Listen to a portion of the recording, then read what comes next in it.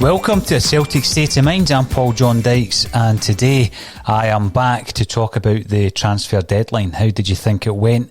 Yeah, first and foremost, apologies for last night. I was going to be going on at the very death between 11 and 12 o'clock, but unfortunately, a slight technical mishap didn't allow me to do that. A few people said obviously I'd fallen asleep, or maybe there was an issue with my computer system. Yeah, something like that. But I didn't miss anything last night, did I? We covered it in the bulletins before then. But I wake up this morning to the usual diatribe from the likes of Charlie Nicholas, and you've got to ask Champion Charlie, where did it all go wrong? Because there was certainly nothing wrong with Celtic's transfer window when you look at who we've brought in, the kind of calibre, the stature of the players that were brought in, topped off by Diego Lazolt, who, when you're starting to look at that type of player, that level of quality on the left-hand side, maybe to balance the quality that we've already got out on the right with Frimpong, it really is. It's exciting. It's an exciting prospect. So first and foremost, apologies for last night. We put out 3 broadcasts yesterday. We then had a pre-recorded podcast at night time, and by 11 o'clock, unfortunately, I did not have the equipment at home that I thought I did. So we're here, and we're going to have a wee chat about Celtic's transfer window, whether or not you were chuffed with that. But again, looking at the narrative, looking at an ex-player in Charlie Nicholas coming away and saying that Celtic went out on the cheap and they took the cheap option. This is going back to something we've spoken about on a Celtic State of Mind before in relation to people just saying things with no basis. I mean, because that simply factually is incorrect. Celtic haven't taken the cheap option when you look at the personnel that's been brought in. Red Scotland, you've been shouting on my P45. Sorry about that yesterday, just with the 3 broadcasts. But yeah, I would have loved to have done a transfer deadline at the death podcast and put it out to you guys. But unfortunately, the system I thought I was going to use didn't work. So, schoolboy error. I'm going to work through a lot of your comments via Facebook, Twitter and also YouTube today, because when I'm on my own, which I am today, unfortunately, Big Lawrence is normally in with me on a Tuesday, but he came in yesterday for the transfer instead, the transfer deadline, and he wouldn't be able to come in 2 days on the bounce because these guys are obviously travelling in from their respective homes to join us on a Celtic State of Mind. So we're flying solo. Hopefully everything's going well at your end in terms of the sound and the visuals. But I will be definitely looking at everything that's coming in from your end to see how you felt the transfer window went over the piece, because personally I asked the question kind of early on, is this one of Celtic's best transfer windows in modern history? And it probably is up there, to be honest with you. I was looking at some of them yesterday with Colin, Lawrence and Kevin, and I think one of the ones that stood out was probably Brendan Rodgers' first season. If we're talking modern history, let's look at maybe the 9 in a row era and the transfer windows that we had in those seasons. I think when Rodgers came in, we've seen a complete change and an upturn in the quality of player that we were bringing in. If you compare, what I would call season 5, which was Ronnie Dyler's final season at Celtic, and you compare the transfers that we did that season to Brendan Rodgers' first season, what we're looking at in Ronnie's last season was bringing in players like Boyata, who was a success, Sedi Yanko, Nadir Chifche, Scott Allen, Tyler Blackett, Ryan Christie, Jozo Simunovic, Carlton Cole, Eric Sviatchenko, Paddy Roberts and Colin Kazim-Richards. We did lose Virgil van Dijk, Pukki and Matthews in the same season. So we brought in a lot of players, but in terms of quality, I think it would be safe to say Paddy Roberts' second spell wasn't as good as his first. Simunovic turned out to be a decent player, albeit quite disappointing when you look at the amount of games he missed. Ryan Christie turned into an excellent signing, a great bit of business, and Boyata was a good signing as well. But when you compare that to the following season, when Brendan Rodgers comes in with a completely different approach to player recruitment, Chris Ayer comes in, but that was a legacy signing. Obviously he'd been identified by Ronnie Deila. Moussa Dembele, what a signing that was. And there was a suggestion that he may make that move from Lyon to one of the English clubs. Spurs were quoted as being interested. It's not happened. Toure, Scotty Sinclair came in, and what an impact he made. De Vries and Kouassi. So you don't win them all. And we lost players, first team players like Stokes Skepovic, Charlie Mulgrew and Stefan Johansson. I think there was probably some games left in Johansson. The rest of them we weren't too concerned about at that time. So I would compare the current window to probably Brendan Rodgers' first season in terms of quality. We've brought in El Yunusi on loan. Barkas, the goalkeeper, quite quickly after realising that Foster wasn't going to come back to Celtic, we've gone out and signed Barkas from Athens for $4.5 million. Albion Ayeti, a real quality signing from West Ham for around $5 million. David Turnbull comes in from Motherwell for around £3 million. I wouldn't call him a project signing. I know that he's certainly not going to walk into that first team simply because of the players that are in that part of the squad in and around the midfield areas.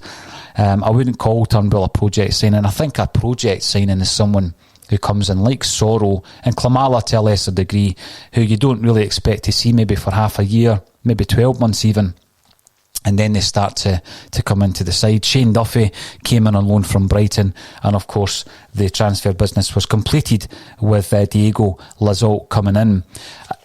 Is there anywhere else on the pitch that you wanted Celtic to strengthen? Because I'm looking around there, one of the biggest successes is the fact that we haven't lost anyone.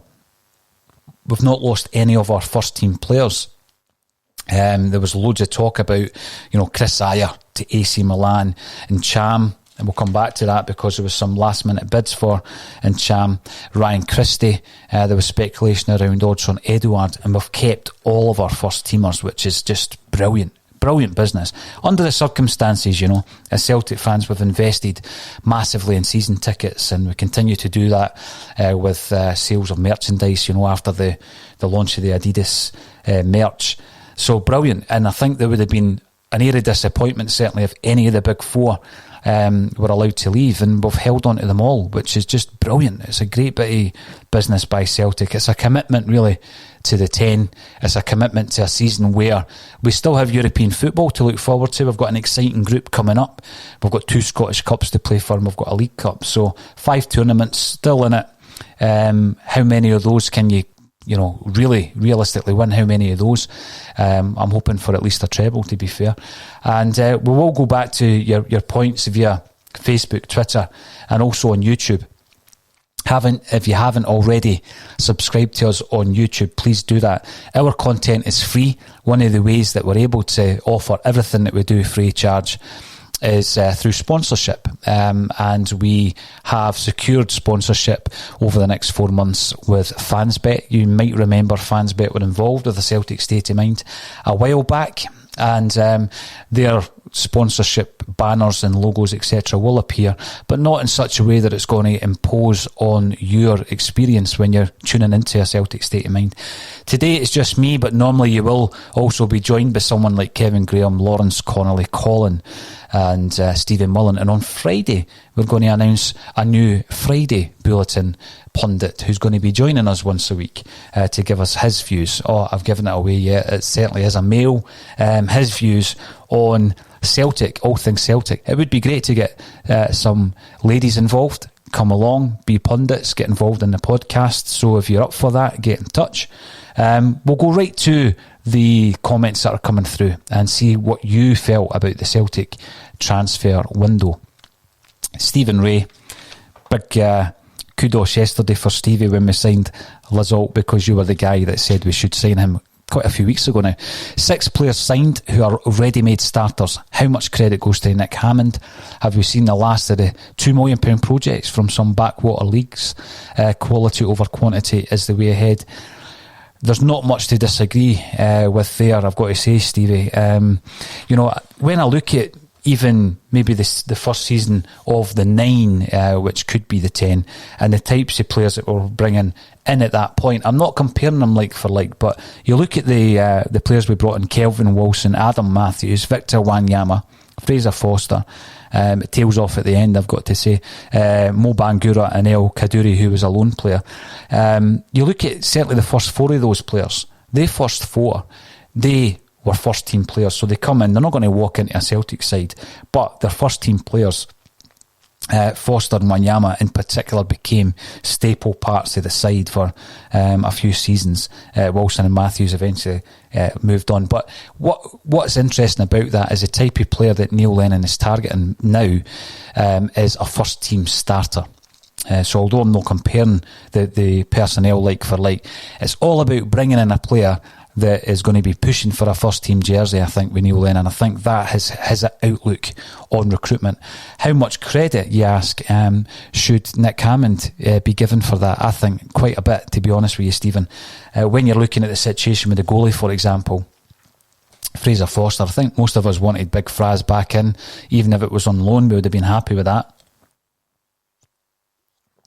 And when it was clear that it was not to be, we worked very quickly on that, didn't we? So we had the file in place, we had done the scouting, we knew who our second choice was going to be, and we got the deal done. I think a big part of that is having that filing cabinet, and I use that obviously as a wee throwback to what Davy Hay had when he worked with Tommy Burns. He had a filing cabinet of players that we had scouted, we had watched, we were aware of, and how well that system worked when we were able to dip into the scouting records of the likes of Cadeti.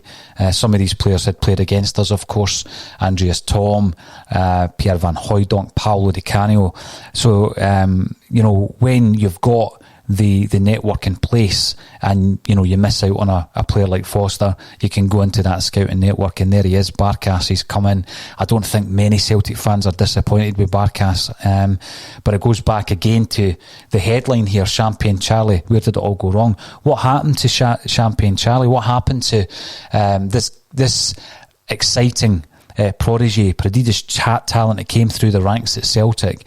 And, he was probably the finest player to come through at Celtic since, the departed Kenny Dalglish, who had left in 77. Celtic fans still struggled years later to get over the departure of Dalglish. And then we had a new pin-up, a new playboy in Charlie Nicholas. He came in, he was prolific, he looked the part, he had the style. But all too soon he went down to London, and, players come back often to less effective teams, and that's what happened to Charlie Nicholas. He comes back in the 1990s. He had one season under Liam Brady where he scored 20-odd goals. So I think at that stage, Celtic fans were still keen on Charlie. We knew that he was coming to the end of his time. But thereafter, what happened with Charlie is he continually, criticises the club. Now, I'm all about criticising where criticism is due, and the big one this season for me was after Ferencváros. I'm a big Neil Lennon fan, but after that game, it was my opinion that it was actually the selection of the team that caused us to be knocked out. So I was critical of Neil Lennon, but you've got to back it up. So that's what you try and do. You try and do it in a balanced way. So for Charlie Nicholas to come out this morning or late last night and say that Celtic have conducted their transfer business on the cheap, where is his basis for that? I mean, you look at the players that were brought in. El Yunusi, so he's coming in as a £16 million player at Southampton. Now, the wages that he's on will be astronomical. You see some of the wages, the players that I mentioned over the last few days there, Snodgrass, a reported 50 grand plus wage weekly. Celtic looked at that wage, looked at the loan fee that West Ham wanted, and decided against the deal. But you look at the actual structure Mo Elyounoussi deal. You know, the wages alone, on top of that, the actual loan fee, because there's no way Southampton are allowing a £16 million player to come to Celtic without us paying a couple of £1 million. And it would have been the same last year as well. So he's come in almost like a signing, although he's on loan. Vasilis Barkas, we miss out on Fraser Forster. Obviously, we were trying to put a loan deal together for him. But we go out and spend £4.5 million on our second choice goalkeeper, who is our number one without a shadow of a doubt. Albion Ayeti, again, coming in from the English Premier League, where the wages are astronomical. I mean, they're preposterous, actually. When you look at the money spent in the English League over this transfer window, particularly during the situation that we're currently in, where people are, you know, struggling to get by, people are being made redundant on a daily basis, businesses are going under, yet the English Premier League are spending billions of pounds on footballers. There was a poll this morning about Chelsea's transfer activity and whether or not Chelsea fans were happy with spending over £200 million. And their transfer activity was rated as a 2.6 out of 5.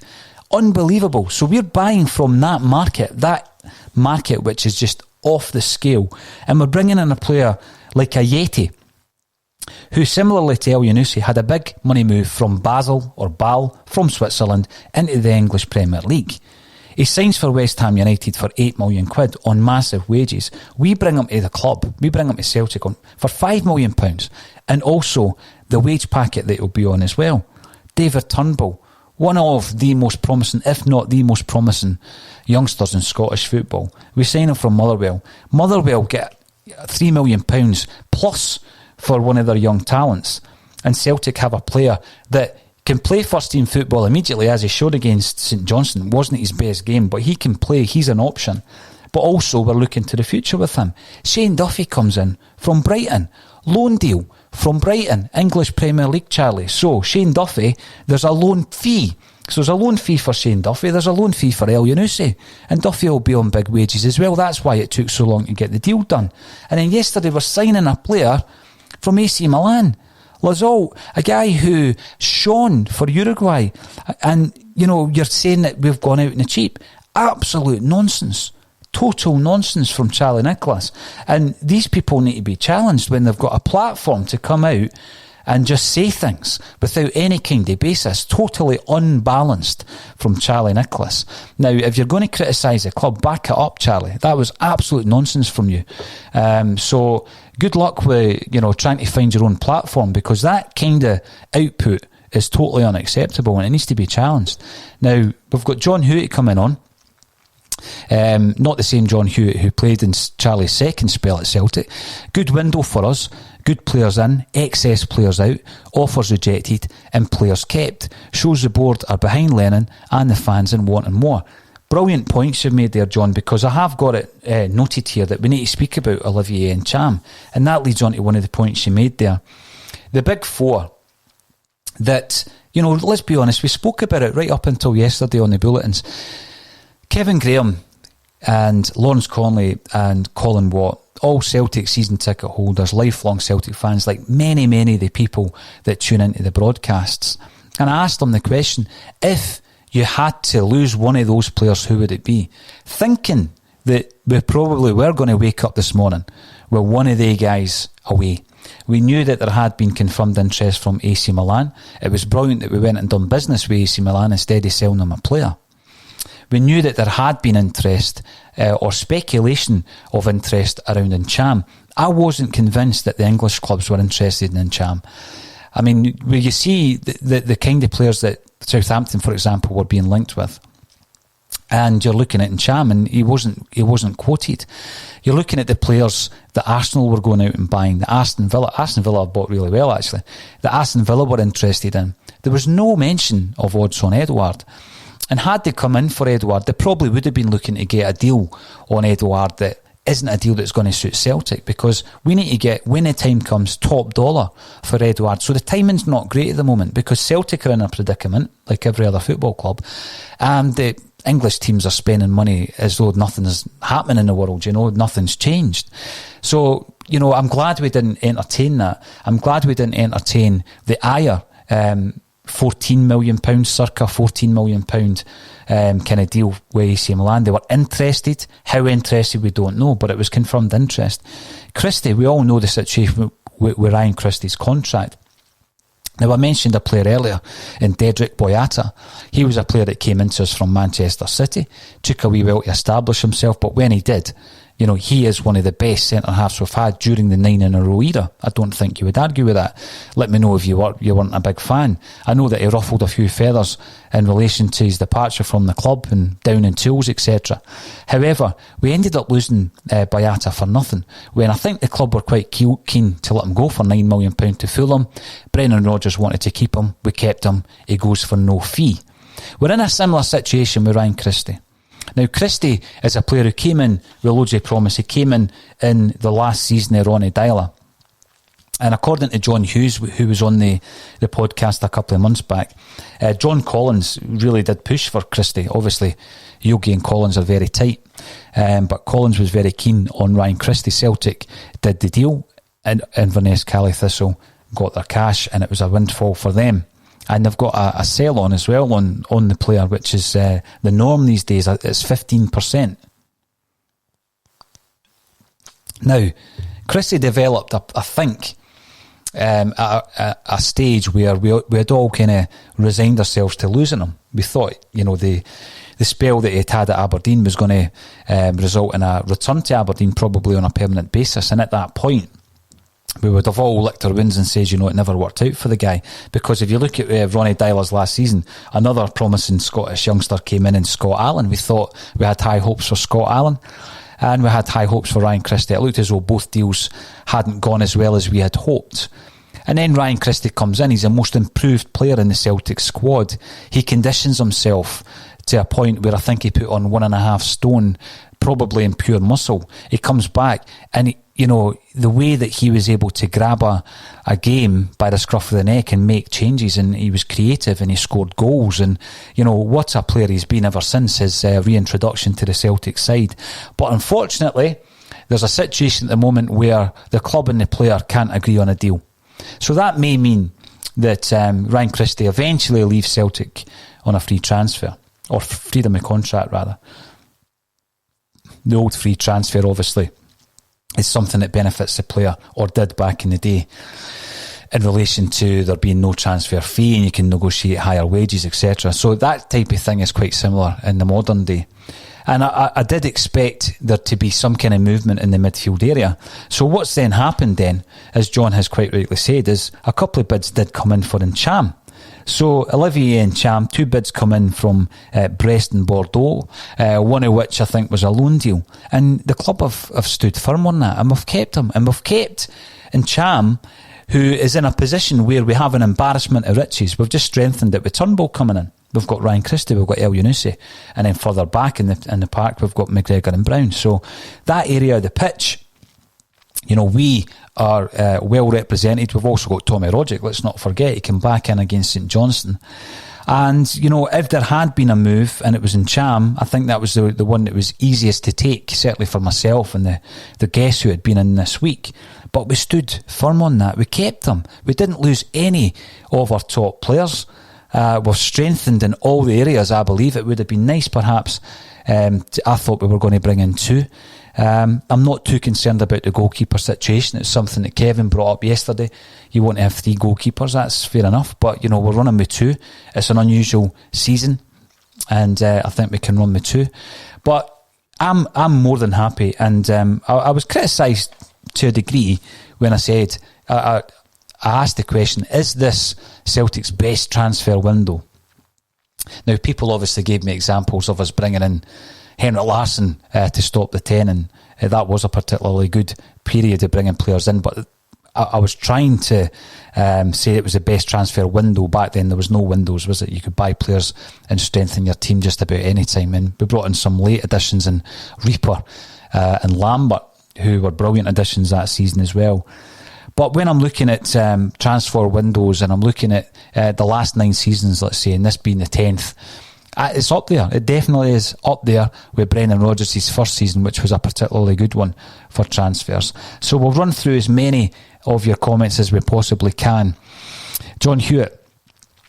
Not that John Hewitt, but I was lucky enough to see my namesake wear the hoops with pride, if not when we should have bought him. Yeah, absolutely. John Hewitt came into Celtic actually, kind of later on in his career, and everybody remembered him as being the man who scored European winners for Aberdeen, a prolific scorer for Aberdeen that he was as well. Didn't quite hit it off at Celtic, but also always remember when Billy McNeil signed John Hewitt, we signed him for 250 grand. And we signed, Martin Hayes a wee bit earlier on. We signed Martin Hayes for 650. So that was £1 million out the door for players who barely played for Celtic. Now, Richard McMinn via YouTube. If you're watching on YouTube, please subscribe. We're pushing those subscription figures up. At the moment, we're looking to get 3,000 in, and we'll keep pushing them up. It's all free. As I say, we're securing sponsors, and at the moment, we've got a sponsorship deal with Fans Bet. Their details are at the top of your screen. And we will continue to find sponsorship that doesn't encroach on your experience of a Celtic State of Mind. Richard McMinn is happy with the window. We will be a really good team when it all clicks into place. I do not see us having many issues in the Scottish game. 10 in a row easily. I think we will win 10 in a row. I do agree with you, Richard. I don't think we're going to get anything easy this season. And the reason for that, there's a few reasons.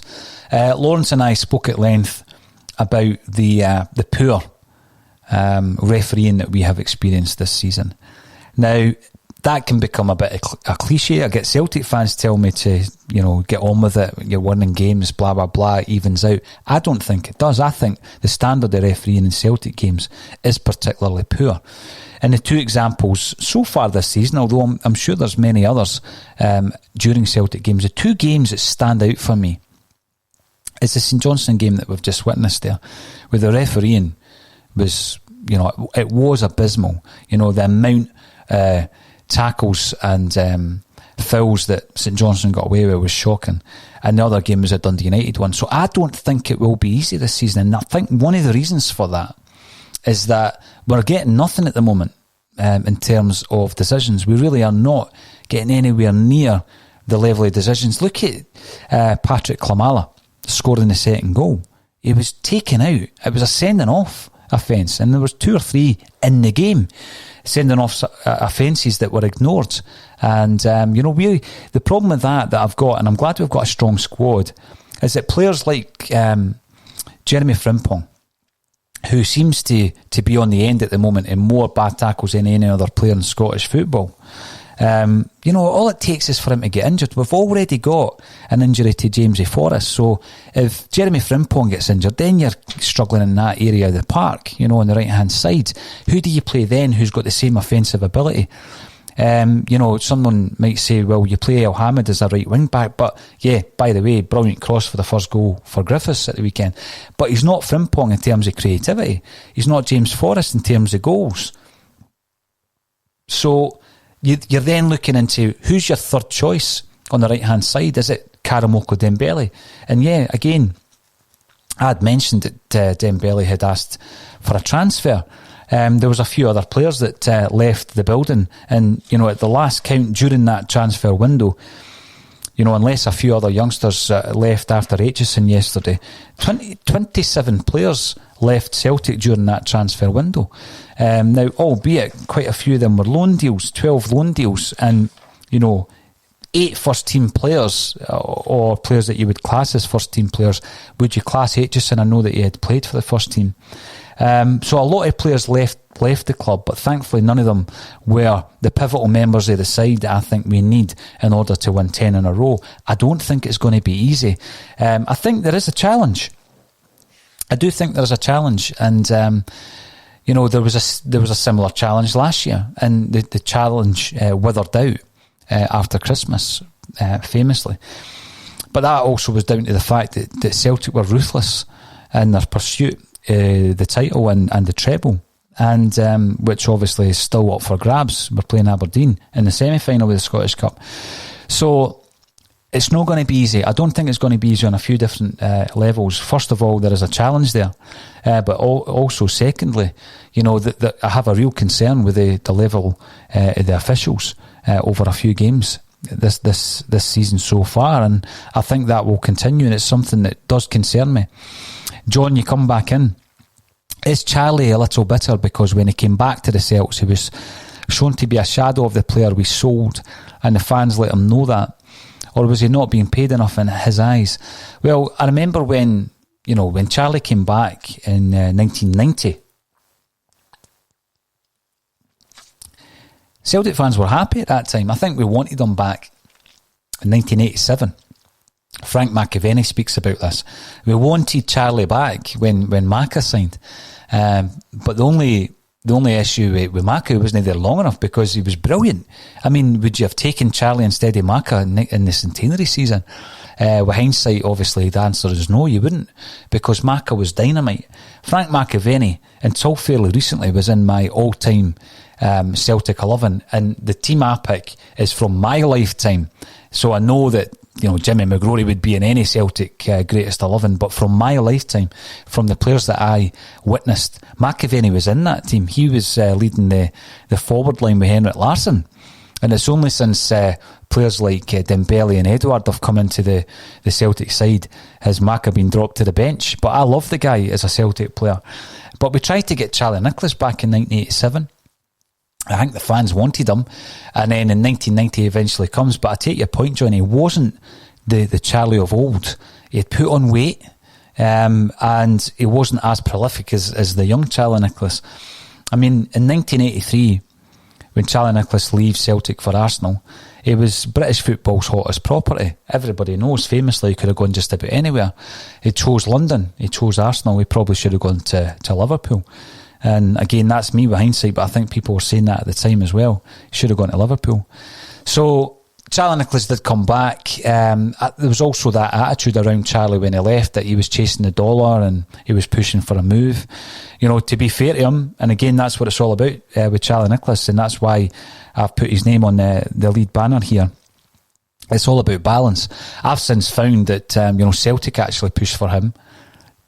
Celtic pushed for him to leave the club, and Charlie wanted to stay, but the way that Celtic dealt with players back then is they were in control, and 750 grand at that time for a Celtic board was astronomical for a player who we'd brought through the ranks, and that's what we did. That's what we were good at. There was almost a conveyor belt of players that came through, from the 50s, 60s, 70s and right into the 80s that we brought through for relatively low amounts of money, because they're coming through the youth ranks, and we sell them on for big profits, and that's what we did with Charlie. So yeah, maybe there is a bit of bitterness. I find it sad with any ex-Celts. I really do. I just find it sad, John, that an ex-Celtic player who has shared the moments with Celtic, with the club, with the fans, and they've shared successes, and they're in the history books. This is the thing, we can't airbrush guys out of history. Some of them we would like to. There's some players that would like to airbrush out of history for other reasons, but they're part of the history. They're part of this club's great history. And when they go a bit bitter towards us and they come away with claims like Charlie come away with today, and there's probably going to be some comments, and I'll work through as many as I can, saying that we've got to ignore bitter ex-players, or we've got to ignore the media. And I don't think I subscribe to that. I really don't. I think you've got to challenge it. You've got to challenge it. And I think when we've got a platform now, a Celtic State of Mind, we've got a platform as a podcast, as a broadcast, and as something that's increasing in numbers all the time. We are trying to enable Celtic fans to get their views across. Now, when one person's here monitoring the questions coming in and trying to manage that against some other queries and comments that come in that are inappropriate to what we're talking about, it's always difficult to get as many of you guys and girls involved in the discussion, but we try to get as much of your points across as possible, and a good cross-section of points coming in all the time, every single day. Because I do feel that the tables are turning in terms of output, content, media, and Charlie comes away and says that, it becomes a headline. Every news source will run with the story, and Celtic sites will run with the story. We're running with it now, but we're certainly not running with it to give them a platform to just say things without any balance. We're running with it to challenge them and say, you're wrong. You're 100% wrong. Give me your argument to back up the fact that Celtic went on the cheap during this transfer window. Not only are you wrong, I mean, do you not know what's going on in the world, Charlie? If Celtic went out there, and we've gone out and we've brought in 6 first-team players, right? Now, just count them. How many came in from the English Premier League, right? So you've got Shane Duffy, El Yunusi and Ayeti. So 50% of our transfer business has been done with the English clubs. The English clubs who are spending more money than French clubs and German clubs and Spanish clubs. They've spent billions just in this transfer window. Chelsea have spent over 200 million quid.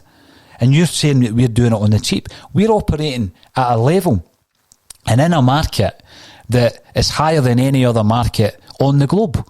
So we're not doing it on the cheap. So you've got to challenge these people, and you've got to actually pick holes in what they're saying, because just opening your mouth and saying stuff and getting paid for it is unacceptable. And when you're looking, yeah, it's disappointing when it's an ex-Celt that comes away and says things like that, then I think we've got to challenge them even more. Macaroon, you are commenting on YouTube. Thanks for joining us. And for everybody on YouTube, please hit the subscribe button. It costs you nothing. We're trying to keep it, in fact, we are keeping it free. And we're keeping it free because we're able to secure sponsorship deals with the likes of Fansbet, who are sponsoring the Bulletin and the match day for the next 4 months. Macaroon, got to be happy with the window. No major players leave and signed first team players, not projects. That is a sign of a lot of the comments that are coming in, Macaroon. No excuses now, deliver the 10. I'm now going to ask the question, just while we're on here, do we now, or we might have had it before, but do we have a squad now that you're confident that Celtic will win 10 in a row? There's a question. Please tell me your opinions, make your comments and ask your questions as we go through this. I'm continually having to refresh myself because I'm doing all the talking today, so apologies for that if there's any short breaks. And we've also got John Sweeney coming in. John saying, Charlie has spent too long down south and Celtic have spent a lot of money in the transfer window, and no excuses from the manager now if we don't win the 10. There's been investment, hasn't there, John? There's been big investment, and when, as I say, you're dipping your toe into the English market, be that a permanent deal with Ayeti or the 2 loan deals, it's a big outlay. It's a massive financial outlay that Celtic have put out there. And to be honest with you, when you're sitting here and you hear that Celtic are about to announce someone from Uruguay International, and Cavani pops up outside Celtic Park on Sky Sports, I thought Lawrence was going to fall off his seat. And it happened twice to us there, but we've not quite done that in terms of a marquee signing, but I think we're past that anyway. We used to do the old marquee signing from time to time. I'm thinking Roy Keane, even Tommy Gravison to a degree was a marquee signing. I don't think we're doing that. We're actually signing players to fill gaps in the squad or in the team that Neil Lennon has identified, and I think it's been a particularly good transfer window. What would you give it out of 10? Give me your thoughts on that. Give me the transfer window out of 10. Marks out of 10. Stephen Forbes, Barkas, welcome back to the show, Stephen. Barkas, Ayeti, Turnbull, Duffy, El Yunusi, Lazolt, and no big name departures. An excellent window. However, this still includes those who don't want to be there, as Lennon stated. Hope they settle now. Well, see, yesterday I spoke about Neil Lennon's man management. Now, as quickly as we are to criticise decisions that are made, bad results and bad performances, I think you've got to also give credit where it's due. And I just think, we've seen situations since Neil Lennon came back to Celtic as a manager. We've seen situations where he's managed players, and he's managed them very, very well. So he's managed Lee Griffiths first time round last season, managed them back into the squad, back into the side, and he looked as though he was actually developing a partnership with Edouard last season.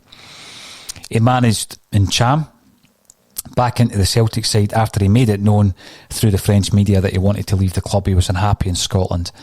A lot of Celtic fans, me included, were very unhappy with the comments because we don't like to see people criticising the club, do we? We get very protective of Celtic. And Cham came back into the side, and he was a major part of our successes last season and so far this season. So we're now in a situation where Neil Lennon has admitted that the transfer speculation had affected odds on Edouard. You know, he's not asked for a transfer. His agent hadn't ruffled anybody's feathers at the club. He wasn't agitating for a move, but it had affected him. So now Edouard can put that behind him. The transfer window is closed. He's not going to be leaving Celtic. So I think now it's down to the player and it's down to Neil Lennon. And I have the confidence that Neil Lennon has the man management ability to get the best tune out of Edouard as well. The only question I would have is who's his best partner up front? Because what you now have is you've got Ajeti, and I would have probably said that he is his ideal partner. You've got Griffiths now back in the team, and Griffiths showed last season what he can do alongside Edouard. And you've also got Klimala. And Klimala's almost like the wild card, isn't he? He's the guy that I wrote off, I think, at the beginning of the season. But in terms of application, yes, that should be a prerequisite for any player in a Celtic jersey, and I get that. But the application's been brilliant, and he's contributing, isn't he? He's contributing with goals, and I think his goals per minute ratio is very, very good.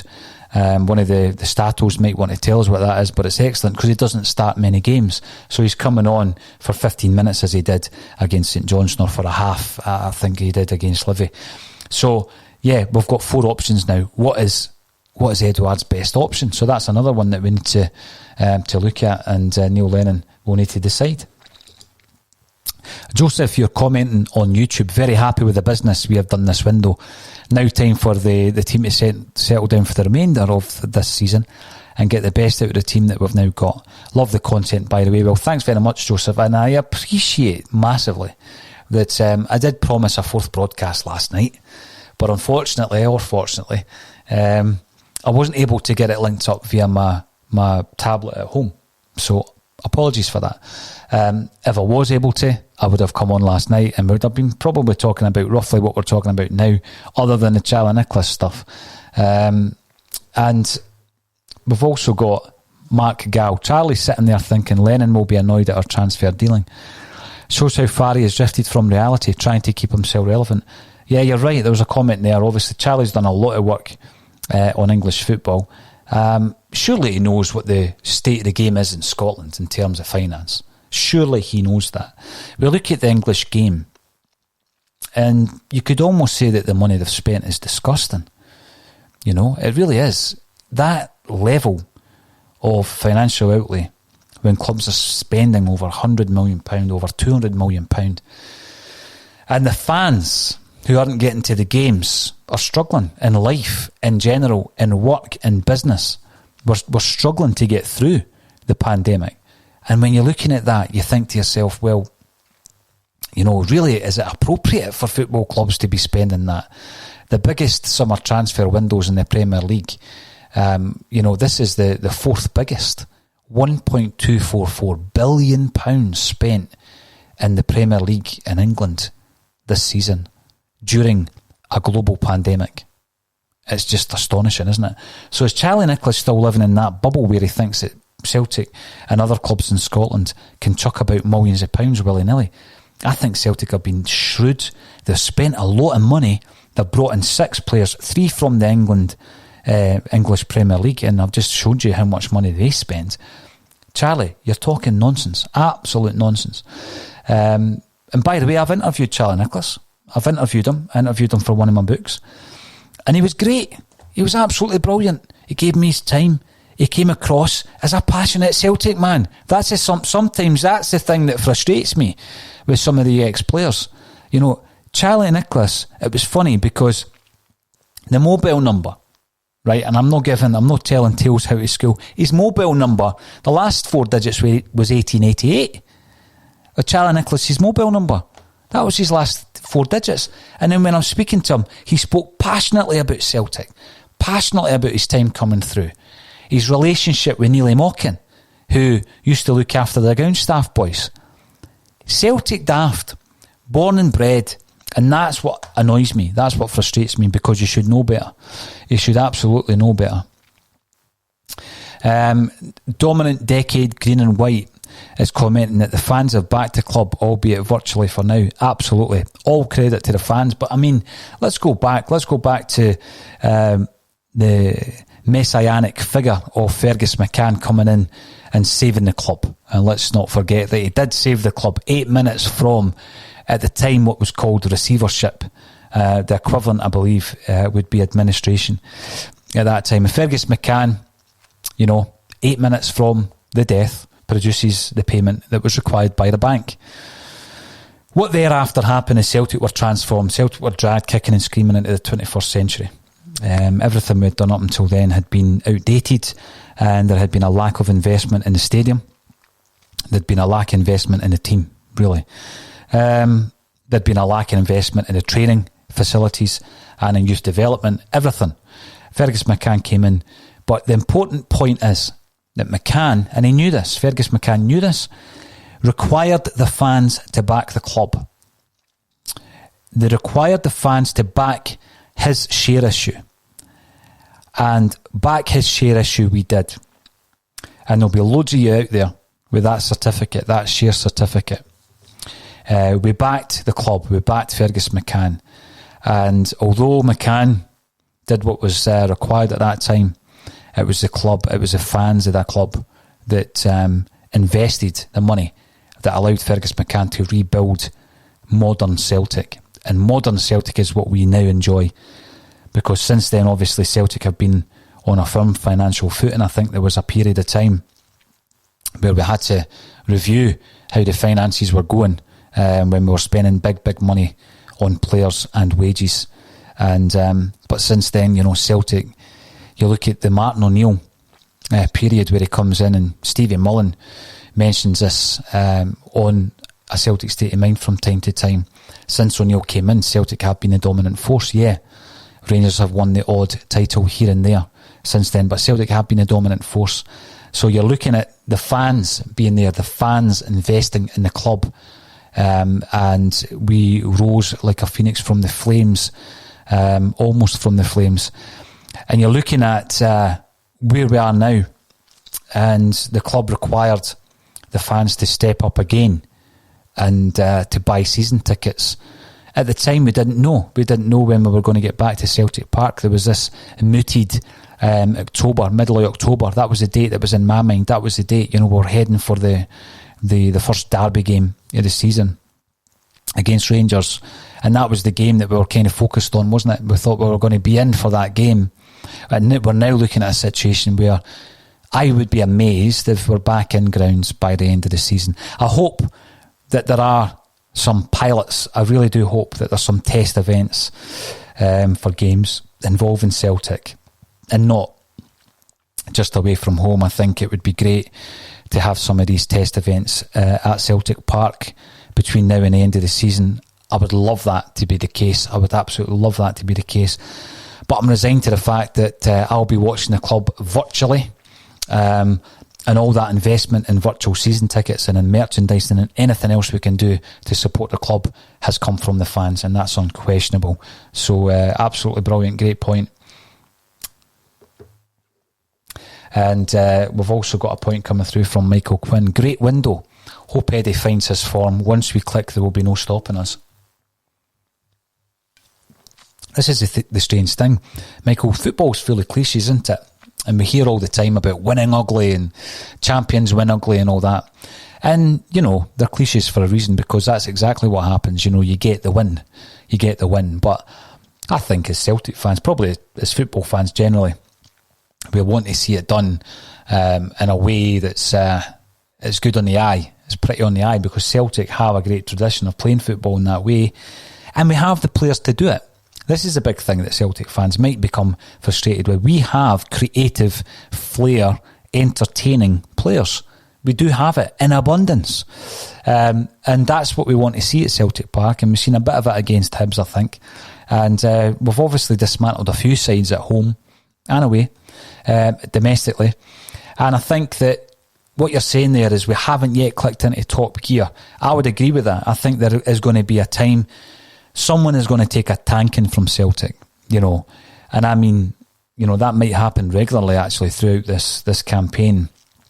There's going to be other occasions where you're up against 10 and 11 men behind the ball, they're parking the bus, it's hard to break them down. I think with the introduction of Diego Lazolt, that we have another option, another out ball on the left-hand side, where we can look for a bit more creativity down that left-hand side. We've already got it down the right with Frimpong. My only concern with Frimpong, as I said before, is that he's been kicked off the park at the moment.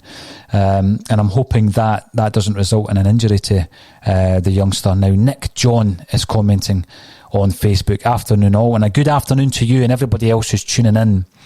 We're 50 minutes into the broadcast. I've not had an opportunity to work my way through even a proportion of the amount of comments that's coming in, but I will continue to get through as many as I possibly can.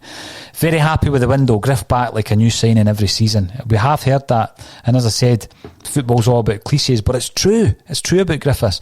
You can feel the creases are being ironed out. Great team bonding win on Saturday.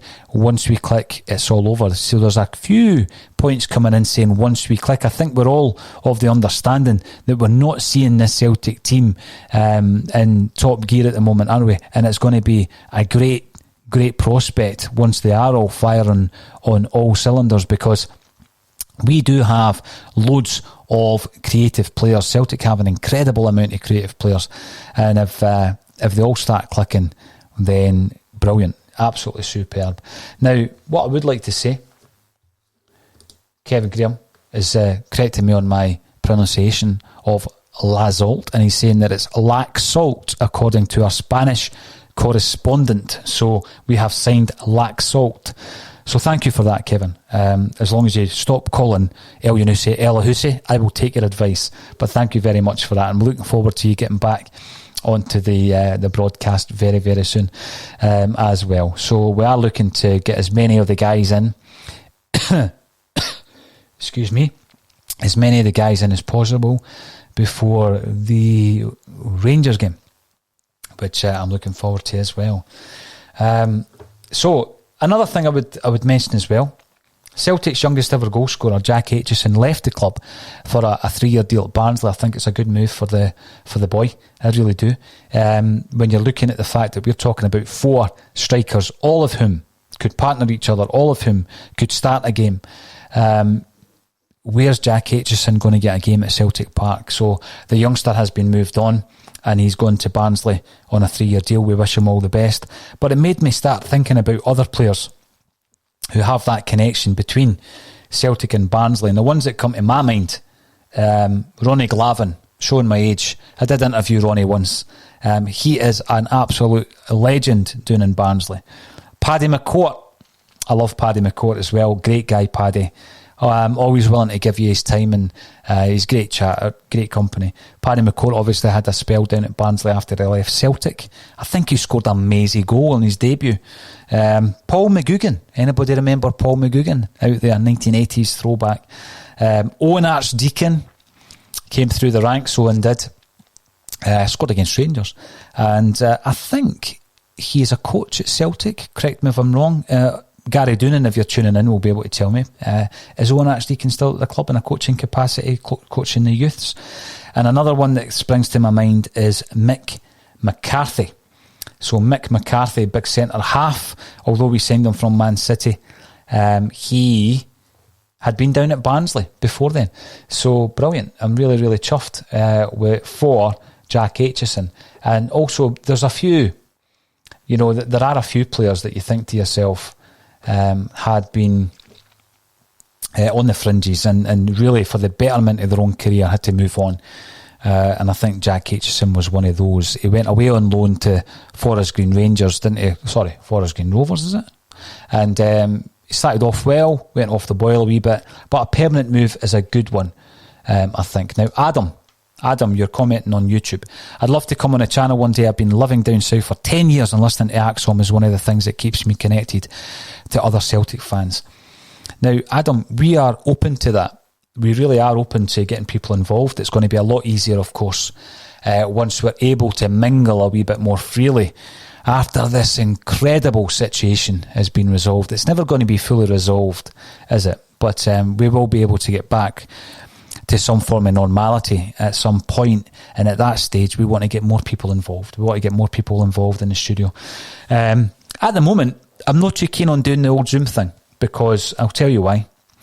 We've got a studio here, and at the moment we are able, with all the precautions necessary, to get people in, and we're able to do broadcasts in a safe way. And we do that in the studio, and I think what you get from that is you get good sound quality and good visual quality. We've had a few issues, teething issues, that I think we've resolved. From time to time the sound might drop out. It could be a loose connection or something, but you guys are quick enough to tell me, which is brilliant. But I'm against the Zoom because I think that when I'm watching things like mainstream media outlets like Sky Sports, and they've got 3 or 4 guys in Zooming, and one of their Wi-Fi's is poor, it's not enjoyable to watch.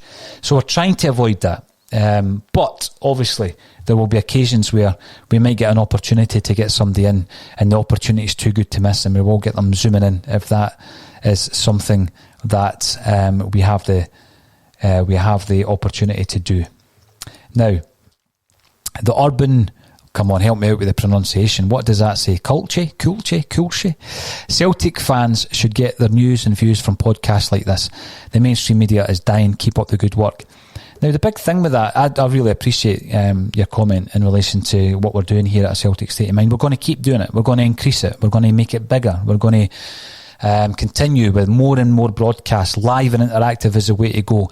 These go out as podcasts as well. From time to time, not as regularly as we did before, we get the opportunity of interviews. The reason we're not doing it as regularly is it's not as easy to get in the same room with other people and travel and that kind of thing. So that'll come back into play. We're hoping to also get some pundits, regular pundits, who have been involved with Celtic or involved with football, and get their view on it as well. So we're always looking to improve that all the time. The thing with the mainstream media, I'm not part of it, never have been. There's some really, really good people out there. There really is. Some really, really good people doing some brilliant work. But there are elements, of course, there's elements, and there's publications. I mean, you could actually just say there's certain publications that don't do themselves any favours. Now, I can understand that the transition from print media to digital media is a difficult one. People lose their jobs, something I would never dance on the grave of anybody that loses their job. And I hate to see that. But there's a transitional period. And I think at the moment, in order to ensure that they're getting enough of an audience, there's a lot of clickbait going on. There's a lot of clickbait. Now, clickbait can work in 2 ways. It can be a headline that draws you in, and once you get there, they're not actually talking or writing about what actually attracted you to that platform. Or it can be just throwing out a grenade, knowing that if you throw something out there in respect to Celtic and Scottish football, Celtic and Rangers, then you're going to get a reaction, positive or negative. So if you put out something there in relation to Celtic, so if you say something critical, you'll get a reaction. You'll get a reaction from people like us. So they're playing that game at the moment, because obviously they're now relying largely on sponsorship and advertising on the platforms online. So I understand why it happens, but quality and balanced views is what we want as football fans, first and foremost. What happens in here, we can get a bit passionate, yeah, and does that skew your view a bit? Of course it does. And then maybe the following day, our views change a wee bit, so we accept that, and that's fine. And I think, when we're looking at, for example, when Celtic bounced out the Champions League, but we're all disappointed, hugely disappointed. I made some comments in relation to who I thought was to blame. I stand by them, and that's fine. If I changed my mind overnight, I'd come on and explain why. But you need that balance, don't you? And there's loads of publications that, again, were staple parts of your football upbringing at one point. You went and got the papers, and you delivered papers. My first season ticket was only possible because I had paper rounds and I was able to save the money up, and it was part of our upbringing.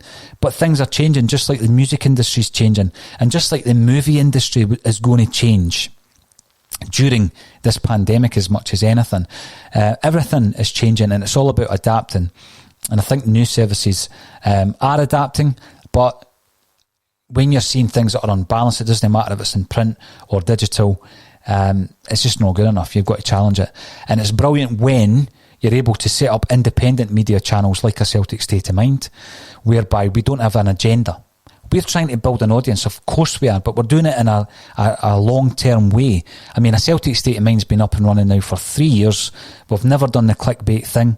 We've secured some sponsorship that's allowed us to buy equipment, etc., and put us out more often and more regularly. We're going to continue to do that. And we want you to get involved. And the Bulletin's a great way of getting as many Celtic fans involved as possible. Now, David Crines, you're commenting on Facebook. Welcome. You can comment on Facebook, Twitter, and also on YouTube. If you're commenting on Twitter, you've got to do it through Periscope, because the Twitter comments don't appear on the live broadcast, and I only become aware of them after the event when I'm going through my Twitter feed. So apologies, I'm not ignoring anybody. It's just that they may not appear on the screen. David, I think our squad is now good enough to have a serious run in the Europa League this year. As long as we gel, can you imagine the confidence after qualifying from our group and hitting fifth gear? I think it's frightening what the Celtic squad is capable of. I said last season, after, largely due to the Lazio games, but, some people have been coming up with some stats about our record away from home in Europe. Neil Lennon's been part of that. And I said I think that Lennon is capable as a manager. I think he's capable of doing something beyond the domestic success. And I said that, and I might have sounded daft after the Ferencváros game when we bounced at the Champions League. But I still believe that we have made progress on a European level within the Europa League. Of course, we'd much rather doing it. We were doing it in the Champions League. So I take your point, David, and we're buoyant, we're positive. It's been an excellent transfer window. Once Neil Lennon, I don't think there's a best Celtic 11. I don't think I can say to you there's a best Celtic 11, because what we have there's a group of players that we can adapt. Now, we can adapt them depending on who we're playing, and we can adapt them depending on how that particular game is going. Now, the bench that we've got, with more subs being introduced to the game, we're utilising it. Just look at the St Johnstone game, and we're going to continue to utilise it as we go through the season in 5 different tournaments. Now, we're an hour into the Bulletin, and I appreciate that I haven't got through everybody's points. We'll take a few more points and we will be back. Now, Darren G, let's have a wee look. We'll be back tomorrow at 12:30, I promise. Keep it zooming. Call in free. The show is brilliant, as it is in my opinion. I think so. I think it is. What we might get, Darren, is we might get the opportunity, let's say, for an ex-player to come and join us on the Bulletin. And they might not be able to come into the studio. And I think it would be worthwhile in that scenario where that Axom logo that you see at the moment over there might be an ex-player. And if he can't come into the studio, I think it's worthwhile if they're able to call in, on a Zoom basis. Obviously, we don't use Zoom. It's a different program, but it's the same idea. But the call-in has been suggested, Dan. It's been suggested time and time again. I just think it would be extremely difficult to manage, to be honest with you. So, yes, I'm delighted with the transfer window. I asked you at the top of the show where you would be in relation to the transfer window. Would you mark it an 8 out of a 10? A 9 out of 10? What is a 10 out of 10? I think we covered just about all bases with that. So I'm delighted. That's what I can say. The other point, and we might ask you this tomorrow, who is Odsonne Edouard's ideal partner at Celtic? Does he have one? Do we rotate it? I think sometimes we need to rotate it with Eddie as well. We rested him a couple of times domestically before the European games. I think that was wise. He was starting to look a bit leggy. Edouard's feet are incredible, aren't they? He kind of waltzes past players. The ball sticks to his toe. We've not seen much of that. And I think that is just that wee bit of rustiness where he's not been 100%. But we've got 4 strikers now. We've got 4 strikers we can call on. And we're going into the I'm saying the second part of the season. It's not quite. After the transfer window. And I think we should be confident. The next big challenge is against Gerrard's Rangers. And yeah, it's a challenge. It's a challenge. I said that last season when they beat us in December. There's a real challenge on. That's where we are now. We've got to take that. Do I think Celtic have got a better side? 100%. 100% I think we've got a better side. And I think we're going to beat Rangers at Celtic Park. But there's loads of talking to be done before that game. So, see tomorrow. We'll be back at our usual slot at 12:30. Everything's in place. I will have my regular Wednesday guest alongside me. That's Colin Watt. So please join us at 12:30. I've got to thank everybody again for joining us on the Bulletin. It's a real pleasure. And hopefully when things settle down, we can get some of you regulars in here to see the studio, but get involved in the Bulletins as well. Because that day will come. Our time will come. Believe me. So there we are. That's the end of today's broadcast. All that's left for me to say is thank you to every one of you for getting involved in a Celtic State of Mind. And I'll see you again tomorrow at 12:30.